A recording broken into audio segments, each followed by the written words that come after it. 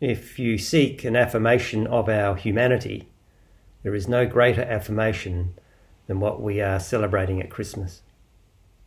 Hi, I'm Warren, the rector here at St. Columba's. Glad you could join me for my message of the day. Imagine if Jesus were half human and half divine. Just think about that for a moment, half and half, so to speak.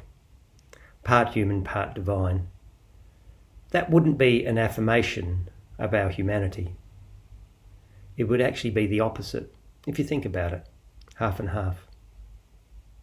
Or imagine if God took over the humanity of Jesus in such a way that Jesus was no longer fully human. Again, that's not an affirmation of our humanity. It's actually the opposite. Or imagine if the humanity of Jesus was just a suit over the top of the God bit. Sort of like a superhero in disguise. You know, Superman suddenly pulls off the suit and he's got the S underneath. Again, that wouldn't be an affirmation of our humanity. It would again be the opposite. Or perhaps if there was some special human bit of Jesus, like his soul perhaps, the bit that we might think of as particularly having affinity with God, as though God took over that little bit. You know, the soul of Jesus was really the God bit. Again, that wouldn't be an affirmation of our humanity. It would again be the opposite. Instead, at Christmas, what we celebrate is that God became human. God fully became united with that which is not God, the humanity of Jesus. So God became fully united with that which is not God, and still remained fully God.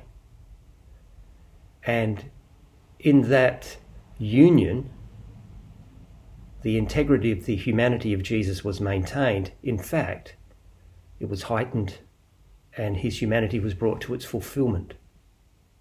So God became fully human, united with that which is not God, still did this as God, and in that union retained the integrity of the humanity of Jesus, and in actual fact brought it to its fulfillment.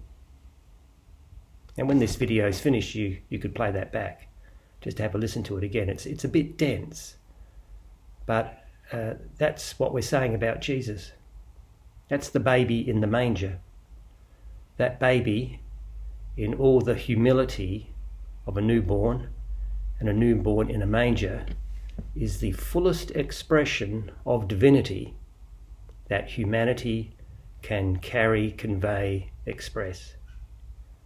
And in that expression is the fullness of what it means to be human. You could listen to that bit again too. Now, that's hard to get our head around, mostly because it's not actually that hard. It might sound a bit difficult. It might be a new way of expressing something. But actually, the difficulty is because we don't really get union. Union is different to how we ordinarily think. We usually think in terms of half and half or something like that. The possibilities that I rejected in the beginning of this talk. In Jesus, humanity and divinity are united in such a way that he is the fullest expression of both humanity and divinity that a human nature can carry. That is affirmation. He's the fullest expression of humanity and divinity. In that union of humanity and divinity, Jesus is the fullest expression of both that humanity can express.